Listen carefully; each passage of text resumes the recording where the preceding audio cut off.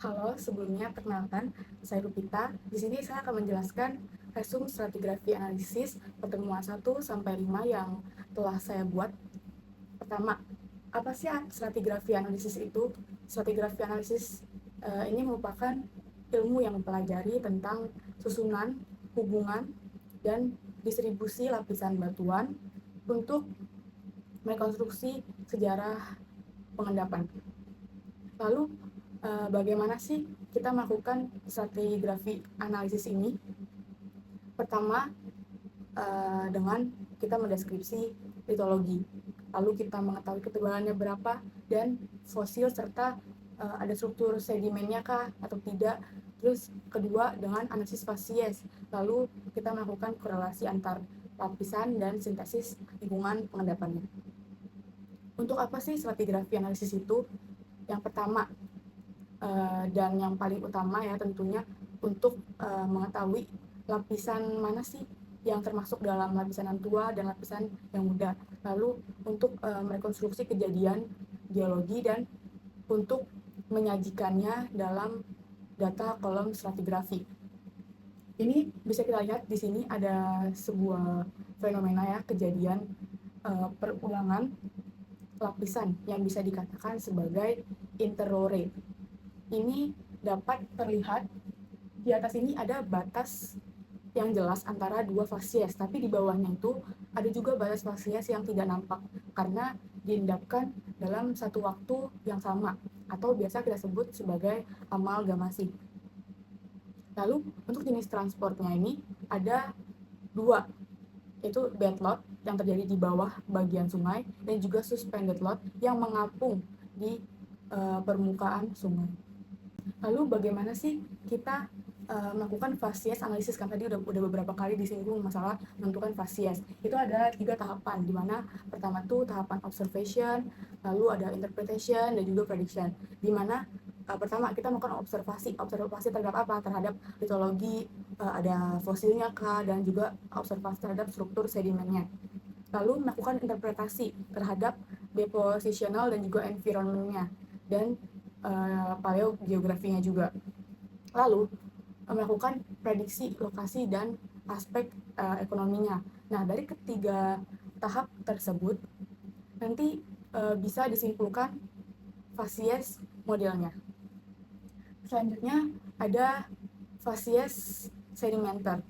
Ini berupa tubuh batuan, sedimen tentunya, yang terbentuk selama satu periode pengendapan yang dicirikan oleh litologi, struktur sedimen, dan kandungan fosil yang khas gitu. Dimana ada tiga hubungan lateralnya ini. Pertama itu ada menerus secara lateral yang dicirikan litologi yang sama. Lalu yang kedua ada ketika terjadi perubahan fasies. Ini terdapat beberapa litologi dengan satu waktu pengendapan. Lalu yang ketiga ini ada interfingering. Dia kayak menjari gitu. Selanjutnya ada chemostratigraphy. Ini variasi unsur kimia atau isotop dalam lapisan batuan untuk menghubungkan lapisan batuan antar wilayah gitu. Dimana ada 3 isotop di sini, yaitu karbon, oksigen, dan strontium. Dimana isotop oksigen ini untuk mengetahui bagaimana sih kondisi suhu purba dan juga volume es kutub. Lalu isotop karbon untuk melihat bagaimana perubahan produktivitas organik.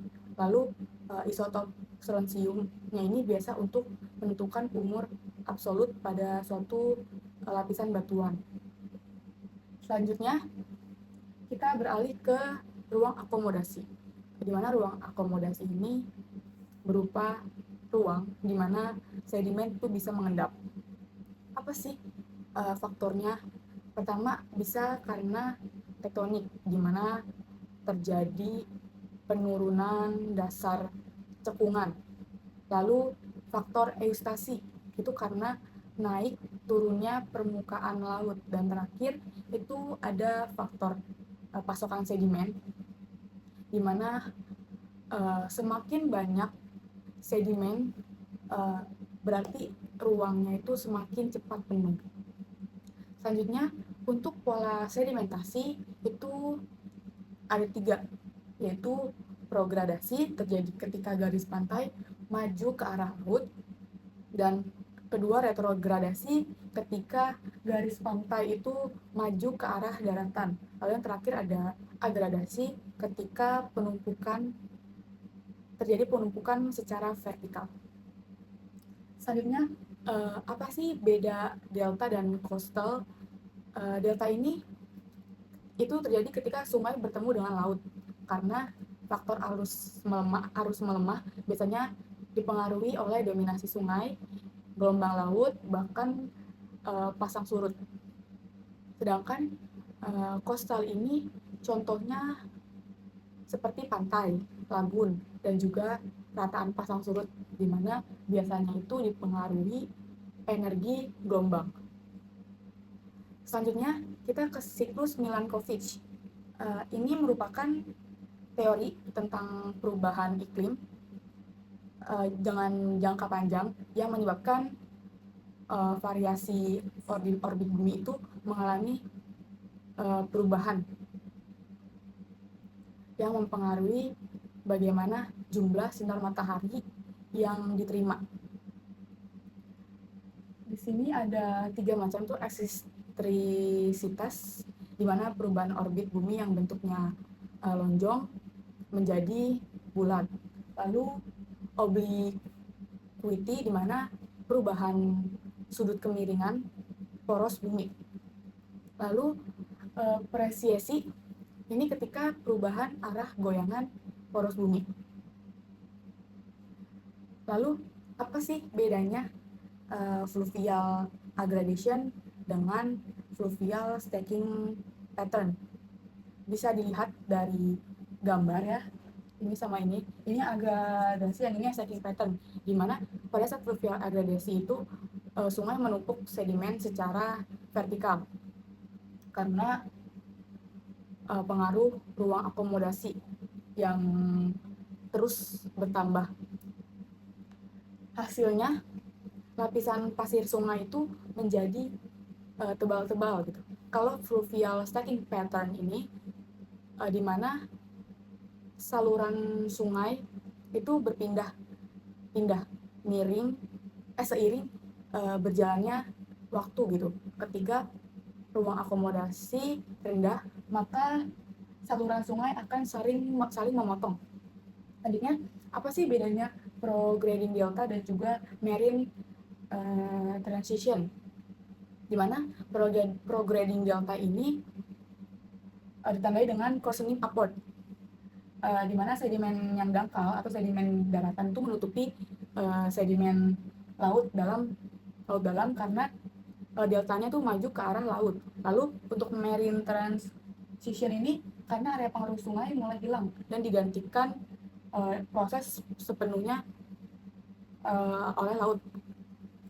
Sekian presentasi resum stratigraphic analisis saya, kurang lebihnya mohon maaf. Sampai jumpa.